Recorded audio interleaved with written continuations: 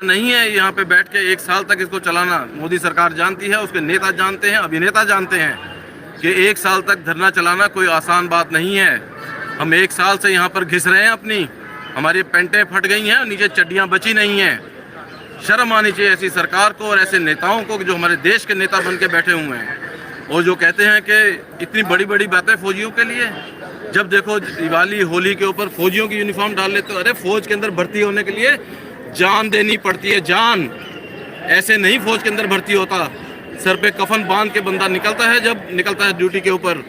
जम्मू कश्मीर में हो, नागालैंड में हो, अरुणाचल प्रदेश में हो या कहीं भी हो, अपने जान हथेली पे रख के चलता है और गोली खाने को तैयार रहता है। तुम्हारी तरह नहीं रेब इनके ग्लासेस लगाए, फौजी वर्दी डाल ली और पहुंच गए वहाँ पे लड्डू का डब्बा लेके, मिठाई का डब्बा लेके। माफ़ कीजिएगा, ऐसी हरकतें आपको शोभा नहीं देती। आप देश के प्रधानमंत्री। सैनिक भाइयों, जो साहब जी बताया हुआ सही है। क्यों बोलने से, जो सरकारी वर्दी पहना इतना आसान थोड़ी है। जो ट्रेनिंग करो उसके बाद चलो। जो सरकार सोच रहे बस ड्रेस डाल दिया वो फौजी बन गया, इतना आसान थोड़ी है। जो चढ़ो ग्लेशियर में चढ़ो, जो ग्लेशियर का ट्रेनिंग करो, ग्लेशियर का ट्रेनिंग करो। उसी टाइम पता हो जाएगा। जो ग्लेशियर में चोटी के ऊपर बैठो जाकर -17 -80 डिग्री में भी पसीना आ जाएगा। जो -80 में भी पसीना आ जाएगा बदन में, वो सोचना चाहिए सरकार। लेकिन इतना दिन से अपना भाई लोग जो जंतर मंतर पे बैठा हुआ है, इतना तक अभी तक कोई फैसला नहीं है सरकार की तरफ से। दोस्तों, मैं जेडलो नलिन तलवार, फेडरेशन ऑफ वेटरन्स एसोसिएशन का जनरल सेक्रेटरी और साबका सैनिक संघर्ष कमेटी, जो कि मेरी मेन एसोसिएशन है, जो कि एक भाग है फेडरेशन का, उसका नेशनल स्पोक्स पर्सन। साथियों, आपने मेरे इसका टॉपिक तो पढ़ ही लिया होगा, लेकिन हमारा मेन जो मुद्दा है जिसके लिए कि हमने एक मेमोरेंडम जो है आज अभी दे के आया हूँ मैं प्रधानमंत्री कार्यालय, राष्ट्रपति महोदया को और रक्षा मंत्रालय में। ये रहा, उनकी तीनों की मोहर भी लगी है। ज़रा पास से दिखा दीजिए।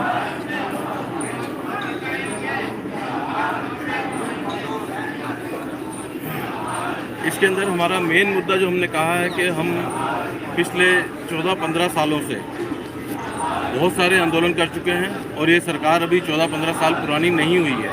इसके पहले जो सरकार थी कांग्रेस की, उस ज़माने में भी हमने बहुत सारे आंदोलन किए हैं अपनी बात को रखने के लिए और बहुत ही कठोर निर्णय लेके हमने किए हैं। अपनी जान तक को दांव पे लगाया है। इसके अंदर हमने सद्भावना बस को रोका जो कि पाकिस्तान जाती थी। इसके अंदर हमने शताब्दी एक्सप्रेस को पंजाब में रोका। उसके बाद हम 2-3 बार टैंकियों पे भी चढ़े हैं, क्योंकि कोई भी सरकार आए, कोई सी भी पार्टी की आए, जब तक बाहर हैं तब तक ये बहुत बड़ी बातें करते हैं और जिस दिन ये लोग सत्ता में आ जाते हैं, इनको कुर्सी मिल जाती है, इन सब के जो हैं आंखें फेर लेते हैं ये लोग। इनको ना तो कोई आम आदमी नज़र आता है ना कोई और, इनको सिर्फ़ और सिर्फ ख़ास आदमी नज़र आते हैं, चाहे वो इंडस्ट्रियलिस्ट हों या अगर हम पूर्व सैनिकों की बात करें तो हमारे अधिकारी हों। इनको लगता है कि जैसे उन्होंने सेना के अंदर असीमित पावर्स दे के हमारे ऊपर बिठाया हुआ है कि उनको किसी गवाही की ज़रूरत नहीं है और हमको कैसे भी पनिशमेंट दे के और 4-4, 5-5 एंट्री 1 साल में करके, जिस बंदे का मतलब 14 साल सर्विस ठीक निकाली है, 1 साल के अंदर 4-4, 5-5 एंट्री करके बाहर निकाल दें, तो उनसे इनका नाता रहता है। और यही मोदी सरकार ने भी किया। इन्होंने आके सीधा अफसर्स को दे दिया, जबकि 1973 से लेकर आज तक जितनी भी कमेटियां बनी या जो भी बात हुई उसके अंदर अफसर्स का कहीं नाम नहीं था। इन्होंने आते सार उनको प्रॉमिस किया, उनको दिया और उसके अंदर जो सबसे ज़्यादा इनके मुखर थे, जो कि बीजेपी के सैनिक प्रकोष्ठ के ब्रिगेडियर थे, उनको इन्होंने इनाम के तौर पर पहले अरुणाचल प्रदेश का गवर्नर बनाया, अब वो लेह लद्दाख में गवर्नर बने हुए हैं। तो इस प्रकार का इन सभी राजनीतिक दलों का रवैया रहता है। हम किसी राजनीतिक दल के साथ नहीं हैं, अगर किसी को ऐसा लगता हो। अगर हमारी बात नहीं मानी जा रही है, हमने साधु संतों से भी, जो कि फिर भी उग्र हो जाते हैं, हम यहाँ पर 1 साल से बैठे हैं और दिल्ली पुलिस के साथ हमारा कोई झगड़ा नहीं हुआ है। दिल्ली पुलिस आके हमको तंग नहीं करती है, हम उनको परेशान नहीं करते। अगर हम यहाँ पे कुछ गलत करेंगे तो वो परेशान होंगे, तो वो ज़रूर आके हमको परेशान करेंगे। लेकिन ऐसा नहीं होता। अगर कोई गलती से CRPF BSF वाला जो नए आते हैं रोज़ाना, वो आके हमसे कोई बात करते हैं कि साहब आप यहाँ का धरना नहीं लगेगा, तो हम उनको दिल्ली पुलिस के जो हैं उनके पास लेके जाते हैं, वो उनको कह देते नहीं इनके लिए नहीं है। क्यों? हम लोग शराफत से बैठे हुए हैं, हम महात्मा गांधी के नक्शे कदम के ऊपर चलने की कोशिश कर रहे थे। जबकि साबका सैनिक संघर्ष कमेटी पिछले 15 सालों से इस बात के लिए जानी जाती है कि ये लोग हमेशा उग्र प्रदर्शन करते हैं, ये लोग हमेशा कभी भी ये प्रेम भाव और उसकी बात नहीं करते। लेकिन हमने 1 साल बैठ के दिखाया है यहाँ पर इसी जंतर मंतर पर कि हम लोग जितने उग्र थे उतने ही शांत भी हैं, क्योंकि हम जानते हैं कि ये सरकारें नहीं सुनेंगी। वो उग्र प्रदर्शन हम 2-2, 3-3 दिन तक या 5 दिन, 10 दिन, 11 दिन तक करते थे। ये हमने 1 साल करके दिखाया है। तो मेरे पूर्व सैनिक भाइयों, जो लोग ये कहते हैं कि गालियां देते हैं, ये करते हैं, वो करते हैं, उनको पूछो कि वीडियो दिखाओ, कहाँ गाली दी है कपिल ने, कहाँ गाली दी है हरपाल सिंह ने, कहाँ गाली दी है तलवार ने, किस वीडियो में? नहीं मिलेगा। अभी तो एक टुच्चा है, टुच्चा। अब बोलूँगा मैं, क्योंकि अब हमने शर्म छोड़ दी है। हमारे 1 साल पूरा होने वाला, हमने शर्म छोड़ दी। अब हम जो आज तक नहीं किया वो अब करेंगे। उसका नाम है जैसलमेर का झांटसा, ठीक है, जैसलमेर का झांटसा। उसने अपने वीडियो के अंदर उसका देख लेना, बहन की गाली निकाली है हम लोगों के लिए कि एक गोरे सिंह है, गोरे लाल है, पता नहीं, बकवास करने दो, हु केयर्स। हमने को समझते ऐसे लोगों को, टुच्चे लोगों को जो जिसका नाम झांटसा है। तो वो बातें अलग से। ये मेमोरेंडम हमने सरकार को इसलिए दिया है कि 1 साल हो चुका हमें यहाँ बैठे हुए। ये वो सरकार है, जब भी कोई विपक्ष का नेता या कोई भी आंदोलन होता है तो उसमें कहते हैं कि चाहे किसानों का रहा हो या ट्रक ड्राइवरों का हो, किसी का रहा हो, सबसे पहला सरकार की तरफ से ये बयान आता है कि आपको न्याय व्यवस्था के, भारत की न्याय व्यवस्था के ऊपर भरोसा नहीं है कि जो कानून हमारे बाबा भीमराव अम्बेडकर साहब ने बनाया देश के लिए, उसके ऊपर नहीं है। तो क्या बात है? क्या आज हम पूछते हैं 1 साल के बाद, क्या इस मोदी सरकार को न्याय व्यवस्था के ऊपर जो कानून बाबा साहब भीमराव अम्बेडकर ने बनाए हैं उनके ऊपर विश्वास नहीं है? हमने क्या मांगा आपसे? हमने कहा हमें 1 रुपया दो, हमने कहा 1 पैसा भी दो मोदी से या उसके रक्षा मंत्री राजनाथ सिंह से? नहीं, हमने एक बार नहीं कही ये बात। हमने कहा हमें सुप्रीम कोर्ट के 3 रिटायर्ड जजेस की कमेटी चाहिए। जो भी हमारी विसंगतियां हैं, जो भी मोदी सरकार ने या पुरानी कांग्रेसी सरकारों ने पूर्व सैनिकों के साथ किया है, उसके ऊपर विचार करने के लिए हमें 3 सुप्रीम कोर्ट के रिटायर्ड जजेस की कमेटी चाहिए। और वो भी सिलेक्शन जो होगी सरकार नहीं करेगी, सुप्रीम कोर्ट के चीफ जस्टिस करेंगे उसका। वो कौन 3 जज होंगे? ये अपने घर के बंदे नहीं बिठा सकते वहाँ पर, सुप्रीम कोर्ट के चीफ जस्टिस करेंगे। हमें इस देश की न्याय व्यवस्था, इस देश के कानून पे पूरा विश्वास है, इसीलिए ये बात कह रहे हैं। लेकिन जिस प्रकार से 1 साल से सरकार ने हमको यहाँ बिठा के रखा हुआ, हम वो पूर्व सैनिक रह गए हैं कि जिनके कपड़े फट गए हैं। हमारे पास पैसा नहीं है यहाँ पे बैठ के 1 साल तक इसको चलाना। मोदी सरकार जानती है, उसके नेता जानते हैं, अभिनेता जानते हैं कि 1 साल तक धरना चलाना कोई आसान बात नहीं है। हम 1 साल से यहाँ पर घिस रहे हैं अपनी, हमारी पेंटें फट गई हैं, नीचे चड्डियाँ बची नहीं हैं। शर्म आनी चाहिए ऐसी सरकार को और ऐसे नेताओं को जो हमारे देश के नेता बन के बैठे हुए हैं और जो कहते हैं कि इतनी बड़ी बड़ी बातें फौजियों के लिए। जब देखो दिवाली होली के ऊपर फौजियों की यूनिफॉर्म डाल लेते हो। अरे फौज के अंदर भर्ती होने के लिए जान देनी पड़ती है, जान। ऐसे नहीं फौज के अंदर भर्ती होता, सर पे कफन बांध के बंदा निकलता है जब निकलता है ड्यूटी के ऊपर। जम्मू कश्मीर में हो, नागालैंड में हो, अरुणाचल प्रदेश में हो या कहीं भी हो, अपने जान हथेली पे रख के चलता है और गोली खाने को तैयार रहता है। तुम्हारी तरह नहीं रेबन के ग्लासेस लगाए, फौजी वर्दी डाल ली और पहुंच गए वहाँ पे लड्डू का डब्बा लेके, मिठाई का डब्बा लेके। माफ़ कीजिएगा, ऐसी हरकतें आपको शोभा नहीं देती। आप देश के प्रधानमंत्री हैं और एक वो रक्षा मंत्री हैं जिनको आपने बना के रखा। उनके पास हम 15 बार जाके मिल चुके हैं, 15 बार। और हर बार की मीटिंग के बाद में आखिर के अंदर ये होता है, हमारा मेमोरेंडम पकड़ के वहीं पे लिख देते हैं CDS please tell me, I will do this, I will do that. लेकिन उसके बाद कोई जवाब नहीं आता है। और आखिर में मीटिंग के कहते हैं ऐसे उंगली उठा के। ये क्या है उंगली? भगवान हमारे लिए आएंगे या मोदी जी करेंगे तभी होगा? तो आप किस बात के रक्षा मंत्री हैं? छोड़िए, आप क्या कैबिनेट मिनिस्टर की फैसिलिटीज लेना चाहते हैं? सिर्फ कोई आप अपनी तरफ से कोई भी न्याय संगत बात नहीं करना चाहते हैं? आप कोई ऑर्डर नहीं देना चाहते हैं? आप कुछ नहीं सुनना चाहते किसी की? आप खुद कोई निर्णय नहीं ले सकते? तो किस बात के भाई? भारत एक सुपर पावर है। हमारी आर्मी देश की टॉप 5 आर्मी के अंदर आती है।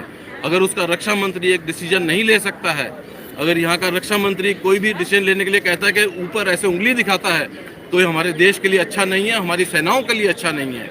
हम कहीं पर भी मुंह दिखाने के लायक नहीं है किसी भी कंट्री के अंदर, कि जहाँ पर ये बात लोगों को पता चले कि यहाँ का रक्षा मंत्री निर्णय लेने की बजाय ऐसे ऐसे उंगली दिखाता है कि ऊपर वाला करेगा, मैं कुछ नहीं कर सकता। तो इसी के बारे में ये है। इसके अंदर दूसरी चीज़ जो हमने मेन लिखी है, सबसे पहले तो हमारा रोष है कि 1 साल से हम बैठे हैं, इस मोदी सरकार ने ना तो हमें बुलाया, ना इनका कोई वो आया। ये ना सोचें कि ये इस तरह से हम चुप बैठे हैं, प्यार से गांधी जी के नक्शे कदम पर चलने की कोशिश कर रहे हैं, तो हम कोई शांत किस्म के इंसान हैं, हम फौज में रहे हैं, अपनी जान हथेली पे रख के हम लड़े हैं। तो आपको आज बता देना चाहता हूँ मोदी जी और साथ में राजनाथ सिंह जी, जब 1 साल पूरा होगा तो हम जरूर उग्र रूप धारण करेंगे। हम महात्मा गांधी का जो फॉलो कर रहे हैं उसको छोड़ के भगत सिंह को फॉलो करेंगे। तो जब हम भगत सिंह को फॉलो करेंगे तो आपको समझ में आएगा कि हम क्या हैं। हमने देश की रक्षा की है, अपनी ज़िंदगी के मैंने 23 साल दिए हैं वायुसेना के अंदर। बाकी लोग जो हैं पीछे खड़े हैं, कोई 17 साल, कोई 20 साल, कोई 30 साल तक अपनी नौकरी करके आए, बॉर्डर के ऊपर रहे हैं, दुश्मन की गोलियां खाई हैं छाती पे, विधवाएं हुई हैं, हमारी बहनें वीरांगनाएं हुई हैं। तो आप क्या समझते हैं कि ये जो फौजी यहाँ पे 1 साल से बैठे हुए गधे हैं, इनको कोई अकल नहीं है? लेकिन हम आपको दिखाना चाहते थे कि गांधी जी के नक्शे कदम पर अगर आप चलेंगे, अगर आप गांधी जी के नक्शे कदम पर हम चल रहे हैं तो उसका क्या हमें अंजाम मिल रहा है। हम 1 साल से यहाँ पर घिस रहे हैं अपनी, कितने लोग आए कितने नहीं गए। हमने 23 जुलाई को 1 लाख से ऊपर बंदा इसी जंतर मंतर में, जिसके ऊपर 1000 से ऊपर की आप मांगते हैं कि 1000 से ज़्यादा बंदा आएगा तो आपको परमिशन नहीं मिलती। हमने 1 लाख बंदा यहाँ इकट्ठा करके दिखाया है। लेकिन आपके पार्टी, मैं नाम नहीं लूँगा आपकी पार्टी का, आपकी पार्टी ने हमारे बीच में फूट डाली और हमारे साथ जो हमारा अध्यक्ष था, अभी थोड़ी देर में भाई लोगों मैं आपको उसकी फ़ोटो भी दिखाऊंगा, उधर टांगी हुई है उन गद्दारों की फ़ोटो, जो कि आरएसएस और बीजेपी का बंदा है। उसके साथ जो थे वो लोग भी उसी के थे, वो हमें दगा दे के गए। जबकि जब हमने उसको लेके आए थे, प्रधान बनाया था, उसने कहा था कि हाँ मैं बीजेपी का बंदा हूँ, लेकिन मैं फौजियों के मामले में पार्टी नहीं लेके आऊँगा। मगर आज वो बंदा जो है जयपुर के अंदर, वो जो राठौड़ अभी प्रमोशन के ऊपर MP से MLA बना है, उसकी जगह सीट लेने के चक्कर में घूम रहा है। और हमारा जो 1 लाख दिखाया था उसको दिखा के नहीं होने देंगे कुछ भी, एक वोट नहीं डलने देंगे जयपुर के अंदर। पूरी की पूरी हम एक्स सर्विसमैन वहाँ पहुँचेंगे। आपको इस चीज़ का पता होना चाहिए कि इतना आसान नहीं है हम लोगों को आप इस तरीके से ट्रीट करेंगे। दूसरी चीज़ इसके अंदर लगी है कि जो बिना सेनाओं को बताए, बिना किसी भी तीनों सेनाओं को बताए आप अग्निपथ और अग्निवीर को लेके आए। क्या मेरे इसका आपने टॉपिक भी पढ़ लिया होगा, क्या इस देश की माताएं बहनें अपने बच्चों को 1 लाख रुपए के 1 करोड़ रुपए जो टोटल राशि मिलेगी, ये नहीं कि 1 करोड़ रुपया ये देंगे, उसके अंदर उसकी इंश्योरेंस है जो उसने बचाया है, दूसरी चीज़ें मिला के उसके लिए अपने बच्चे को, अपने खून के टुकड़े को, अपने जिगर के टुकड़े को, क्या वो ऐसे कर देंगे कि मरने के लिए भेज देंगे? 4 साल नौकरी करो और मर जाओ तुम वहाँ पे। क्योंकि अगर आप प्रोबेबिलिटी देखेंगे तो मरने वाले ज़्यादा होंगे। अभी शुरुआत है उनकी, अभी थोड़े दिनों के बाद सबको आगे लाइन ऑफ फायर में खड़ा होना पड़ेगा। अभी तो 1-1, 2-2 बंदों की हमारे बेचारों की आ रही हैं, भाइयों की भाई कहाँ, बच्चे, हमारे बच्चे हैं। मेरी अपनी बेटी 33 साल की है, हमारे बच्चे जो हैं वो आ रहे हैं। इस तरह इनकी भी लाइनें लग जाएंगी। तो आप क्या समझते हैं, ना उनको आप शहीद का दर्जा देंगे, ना उनके जो माताएं हैं, बहनें हैं, उनके डिपेंडेंट्स हैं, उनको कुछ मिलेगा, ना उनको पेंशन मिलेगी, कुछ नहीं मिलेगा, ना उनको इज्जत मिलेगी। आज तक जो हो रहा है इस समय, ये ज़्यादा दिन नहीं चलेगा। जो पुलिस है, जो स्टेट गवर्नमेंट है, अगर कोई ऐसा है, कोई अग्निवीर की डेड बॉडी आती है तो वो लोग आके पुलिस के द्वारा सम्मान दिया जाता है। सेना का कोई बंदा नहीं आता, उसके ऊपर कोई तिरंगा नहीं लगाया जाता। हमारी किस्मत अच्छी, हमें पेंशन मिल रही है। अगर हमें कुछ हो जाता तो हमारी पत्नी को, हमारे बच्चों को कई सारी ऐसी स्कीम्स है जो मिलती, लेकिन इन बच्चों को, इनके परिवारों को कुछ नहीं मिलेगा। आप ये सोच लीजिए कि आपने बच्चा जो है आपने 1 करोड़ रुपए के अंदर बेच दिया, किसी भी दिन वो ख़त्म हो सकता है। उसके बाद हमारा कोई भिखारी होगा वो भी अपने बच्चे को नहीं बेचेगा, चाहे उसका बच्चा जो है दिन में 100 रुपये कमाए। क्या आप बेच सकते हैं अपने बच्चे को? ये जो सुनहरे सपने दिखा रहे हैं, इलेक्शन के बाद बोलते हैं कि जुमला था। नहीं, ऐसा नहीं होगा। आप सबको सोचना पड़ेगा, मेरे देश के माताओं बहनों जिनके बच्चे माँ बाप हैं उनको सोचना पड़ेगा। क्या आप अपने बच्चे को मरने के लिए भेजना चाहते हैं, जिसको कि शहीद का दर्जा नहीं मिलेगा, जिसको कोई इज्जत नहीं मिलेगी, जिसको मतलब कि मरने के बाद वो एक तरीके से जैसे हायर एंड फायर होता है कि हमने आपको किराए पे लिया था, आपको तनख्वाहें दी, इतना पैसा मरने के बाद आपको दे दिया, आपका नाम कहीं नहीं लिखा जाएगा। जैसे इंडिया गेट पे इतने नाम लिखे हुए हैं, वहाँ पे सैनिकों का जो बना है उसके अंदर नाम लिखे हुए हैं, वहाँ किसी वीर का नाम नहीं आएगा, किसी शहीद के अंदर आपका नाम नहीं गिना जाएगा, क्योंकि सरकार आपको कुछ नहीं देना चाहती। सिर्फ दादागिरी से इन्होंने अग्निवीर ला के वहाँ पर रख दिया। तो उसके बारे में पूरा डिटेल में हमने सरकार को लिखा है। सबसे पहली चीज़ कि क्या आप न्याय व्यवस्था में ये सरकार विश्वास रखती है? इनका विश्वास ही नहीं है न्याय व्यवस्था में। हमने सिर्फ 3 जजेस की कमेटी मांगी है साहब आपसे। हमने कहा हमें 3 सुप्रीम कोर्ट के जजेस की कमेटी दीजिए और वो हमारे मुद्दों को समझे, जाने। अगर हमारे मुद्दे गलत होंगे तो हम आपसे यहाँ खड़ा होकर मैं प्रॉमिस करता हूँ हम नज़र नहीं आएंगे कि गलत मुद्दा है तो हम काट देंगे, हमारी लिस्ट में कभी नज़र नहीं आएगा। मगर आप जानते हैं कि एक एक मुद्दा 100 सच हैं। जिन लोगों के लिए आपने ओआरओपी ला के दे दिया, आज आप जो है खड़े होकर बोल देते हैं। कभी आपने कम से कम हमें मत दिखाइए श्वेत पत्र, आप तो कम से कम उनसे मंगाइए। कहाँ दे दिया आपने 60 करोड़, 60,000 करोड़, 80,000 करोड़, 90,000 करोड़। अभी मुझे लगता है कि जब तक इलेक्शन होंगे आप 1 लाख करोड़ को पार कर जाएंगे। 1 लाख करोड़ हमने ओआरओपी में दे दिया। कहाँ से? आप श्वेत पत्र लाइए। किसको दिया? आपने जवानों को दिया जिनके लिए ओआरओपी था, या आपने अधिकारियों को दिया? ऐसा है फौज में चलता है वो कि अधिकारी 3% हैं और वो सबको कंट्रोल कर लेंगे। और 2014 से पहले जवानों के साथ भी यही था, रिटायर होने के बाद जो थे पूर्व सैनिक। मगर अब वो बात नहीं है।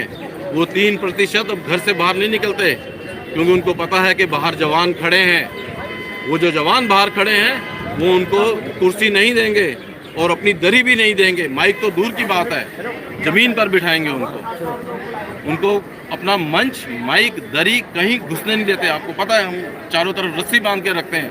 अफसर को अंदर नहीं घुसने देते। बाहर खड़े होकर बात करो अगर हमसे करनी है। कई वीडियो होंगे, कई वीडियो देख लेना आप। अफसर अगर हमारे मंच पे बात करने के लिए आए हैं, बहलाने फुसलाने के लिए, तो वहाँ देख लें। अभी भी कोशिश चल रही है। हमारे बंदे को एक को ले जाके उसको बोला गया कि तेरी सीडीएस से मुलाकात करा देते, हवलदार को। अरे वो जाके क्या बात करेगा सीडीएस से मुलाकात करके? उसने क्या कोई सीएसडी कैंटीन में अपनी कोई दुकान खोलनी है क्या उसके आसपास जो है कि साहब उसको एक दुकान दे देंगे नई दिल्ली में, पुरानी दिल्ली में, जहाँ भी डिफेंस का इलाका? नहीं, हमारे बंदे ने मना कर दिया, मुझे किसी से नहीं मिलना है, हमें यहाँ मिलो आके। अगर मिलने का इतना शौक है किसी को तो यहाँ आके मिलो। यहाँ नेता नहीं बैठते हैं, जो भी यहाँ बैठता है वही नेता है। और वो 28 लाख पूर्व सैनिक और 7.5 लाख माताएं बहनें हैं जो यहाँ आके बैठते हैं। जब भी उनका दिल करता है आके बैठते हैं। आप उनसे आके मिलिए, वो आपको बताएंगे अपने कष्ट। किसी नेता से सुनने की ज़रूरत नहीं है कि वो आपको कोई चीज़ बताए। तो मेरा मोदी सरकार से जो हमारी ये मेमोरेंडम के बारे में बात थी, आखिर में मैं फाइनल कर देता हूँ, या तो आप अगले 15 दिन में, क्योंकि 20 तारीख को हमारा 1 साल हो रहा है, आप समझ जाइए। नहीं तो ये धरना हमने पहले घोषणा कर दी है, जहाँ से मोदी साहब खड़े होंगे, चाहे 10 जगह से खड़े हों, 10 जगह से एक हमारा पूर्व सैनिक खड़ा होगा। राजनाथ सिंह जहाँ से खड़े होंगे वहाँ पर हमारा पूर्व सैनिक सामने खड़ा होगा। जहाँ आपका दिल करे, जगह आपकी होगी, टाइम आपका होगा, लेकिन चैलेंज करने के लिए हम सामने खड़े होंगे। आपको अगर हम ये नहीं कहते हरा देंगे या कुछ करेंगे, लेकिन टक्कर ऐसी देंगे कि छठी का दूध सबको याद आएगा। एक एक घर में एक एक सैनिक जाएगा। ये नहीं होगा कि एक सैनिक 10 घर में जाए, एक एक घर में हमारा एक पूर्व सैनिक जाएगा और हर घर में जाके बता के आएगा कि इन 10 सालों में आपने हमारे साथ क्या किया है। ये मेरी आप लोगों के साथ विनती भी है। अगर आप इसे विनती समझते हैं, अगर आप इसे चुनौती समझते हैं, तो इलेक्शन आ रहे हैं, उसमें हम आपको दिखाएंगे। ये इसके बाद जो है मैं इनके मंत्रियों संतरियों के बारे में बात नहीं करूँगा। अब आपको मैं भाई लोगों बहनों जो भी देख रहे हैं या बाद में देखेंगे, आपको लेके चलता हूं कि हमारे मंच के जो गद्दार हैं, जो ये इस सरकार के वो चेले चपाटे, इनके क्या कहते हैं पैर धो के पानी पीने वाले, इनके चड्डी बनियान धोने वाले, उनसे इनकी शक्लें दिखाता हूं, उनसे मुलाकात करवाता हूं।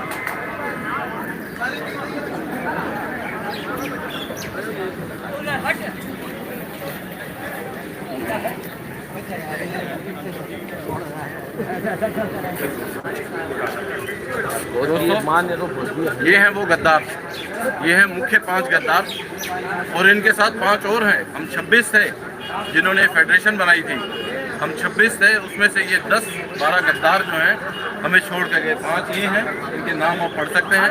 इनके अलावा एक इनमें आप देखिए, मैं आपको बताता हूँ कि क्या तरीका है। ये एयरफोर्स का है, ये एयरफोर्स का है, 5 में से 2 एयरफोर्स के, ये नेवी का है। आप देख लीजिए, सेना के अंदर ज़्यादा आर्मी है, 12 लाख बैठी हुई है आर्मी, बाकी सब 2 लाख 3 लाख 1 लाख के अंदर ही आते हैं नेवी और एयरफोर्स। कितना हमारा वो है, ये आर्मी का है, ये जो है ये यूट्यूबर ये आर्मी का है। और इसके अलावा एयरफोर्स के 2 सार्जेंट हैं जो कि वकील हैं, एक हाई कोर्ट में वकील है वैष्णव, और दूसरा रेवाड़ी के अंदर वकील है अशोक यादव। सबके नाम लूँगा, जो करना हो उखाड़ना हो उखाड़ लेना, ठीक है।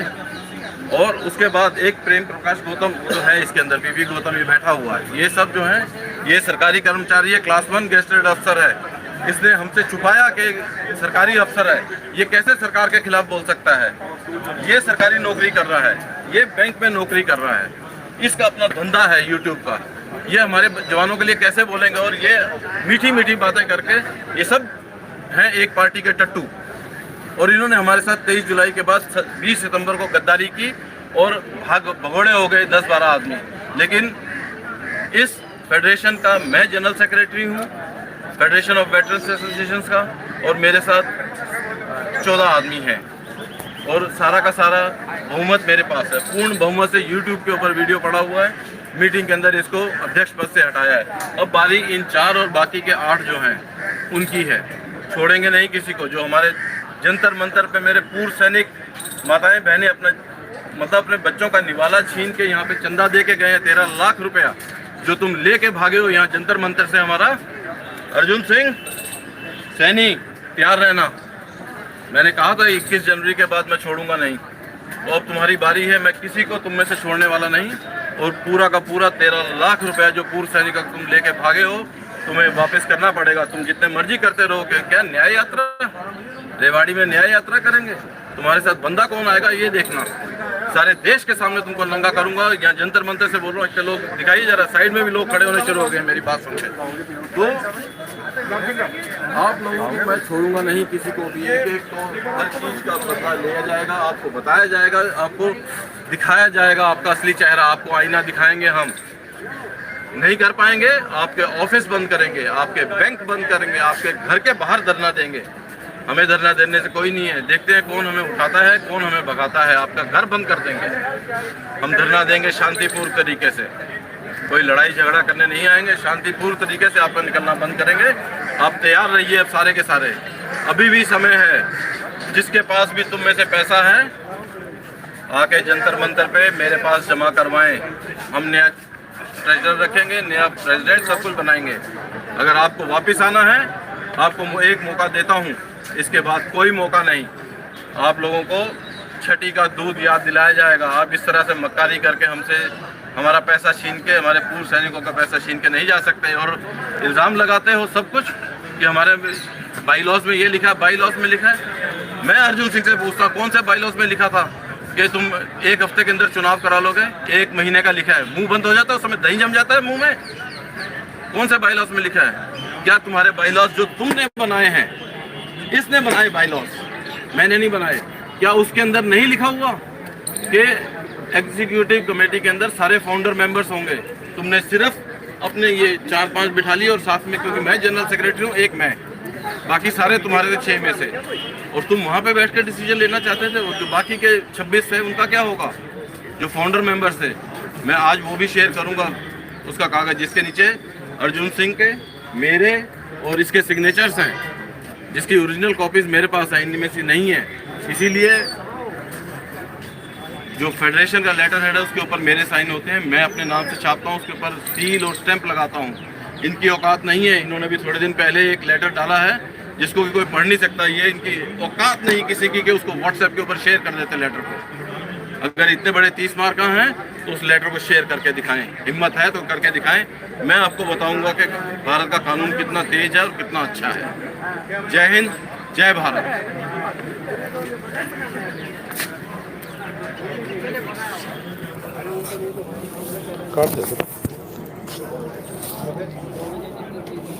ये अपने विभागीय अधिकारियों के खिलाफ आप बोल रहे हैं।